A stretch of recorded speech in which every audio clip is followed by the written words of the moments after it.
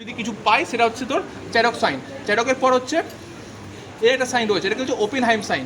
মানে কি হবে, হিল থেকে এর নিচের দিকে নিয়ে যাবো, এটাকে বলা হচ্ছে ওপেনহাইম সাইন। ঠিক আছে, আচ্ছা এরপর হচ্ছে যদি কাম মাসেলকে স্কুইচ করি তাতে দেখ এটা হচ্ছে, তো এটা এটা এটা যদি হয় তাহলে সেটাকে আমরা বলবো গর্ডন সাইন। ঠিক আছে, স্কুইচ যদি করি তো এটা হচ্ছে গর্ডন সাইন। ঠিক আছে, আচ্ছা এরপর কি, এরপর হচ্ছে সেপার সাইন। যদি যদি অ্যাচিলিস টেন্ডনকে যদি স্কুইচ করি তাহলে যদি হয় সেটা হচ্ছে সেফার সাইন। আচ্ছা এরপর আর দুটো জিনিস রয়েছে, যদি পিন দিয়ে যদি পিঞ্চ করি একে বলা হচ্ছে বিঞ্চ সাইন। ঠিক আছে, বিঞ্চ সাইন। আর এটা যদি সাডেন যদি ডরসিফ্লেক্স করে দিই তোকে বলা হচ্ছে মনিজ সাইন। টোটাল 6খানা সাইন তোকে মনে রাখতে হবে। তাহলে একটা বললাম ওপেনহাইমার, ওপেনহাইমার থেকে ওপেনহাইম এটা। ঠিক আছে, ওপেনহাইম এটা। আচ্ছা এটা হচ্ছে চ্যাডক, এটা হচ্ছে চ্যাডক। আচ্ছা এটা হচ্ছে গর্ডন, এটা গর্ডন। আর এটা হলো সেফার, আর এটা যদি পিন দিয়ে যদি পিঞ্চ করি পিঞ্চ থেকে বিঞ্চ। আচ্ছা আর একটা জিনিস হচ্ছে লাস্ট বললাম মনিজ সাইন। মনিজ সাইন কি হবে, যদি সাডেন যদি ডরসিফ্লেক্স করে দিই আমি, তারপর যদি পাই তাহলে হচ্ছে মনিজ সাইন। আচ্ছা টোটাল এটাই ব্যালেন্স কি আছে বলো, এটাতেই তো আছে মনিজ MONIZ। আচ্ছা তো হ্যাঁ আবার দেখে নিস।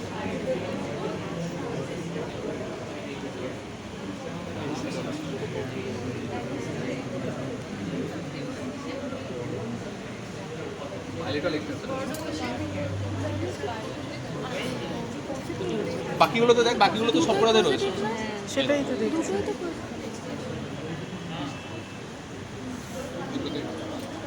আচ্ছা তো তাহলে বাকি কয়েকটা ইকোবিক্যাল আমাকে দেখতে হবে। আচ্ছা এরপর এই এরকম যে পায়ে যেন আমরা করছি প্লেন্টার রিফ্লেক্স, সেরকম হাতে কয়েকটা রিফ্লেক্স রয়েছে।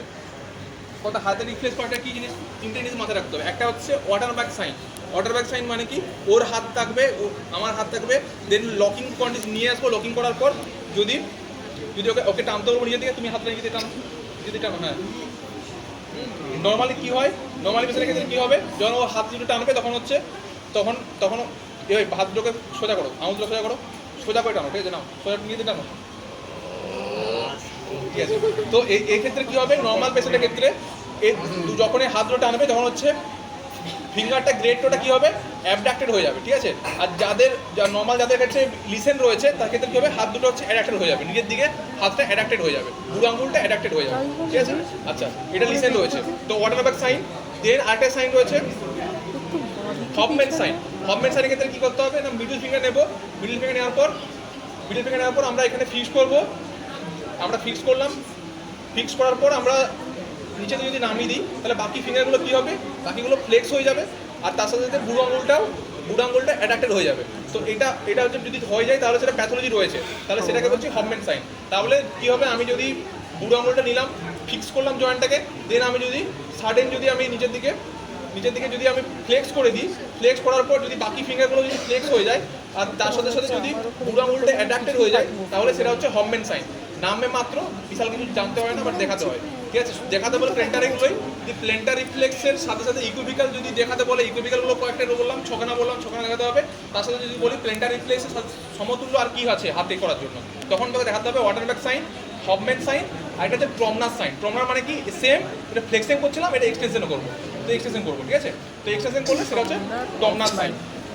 এটা হচ্ছে পুরোটা কমপ্লিট হলো। ঠিক আছে, এই পুরো পাওয়ারের পর যখন রিফ্লেক্স করলাম, প্লেন্টার রিফ্লেক্সের পর পায়ের সাথে সাথে ইকুইভিক্যালের সাথে সাথে হাতের কয়েকটা আমি দেখে দিলাম। তাহলে একটা হচ্ছে ওয়াটার ব্যাক সাইন, হাত দুটো করার পর, দেন যদি নিচে দিকে করি তাহলে হচ্ছে হফম্যান, আর যদি উপর দিকে করি তাহলে এক্সটেনশন যদি করি তাহলে সেটা হচ্ছে টমনার সাইন।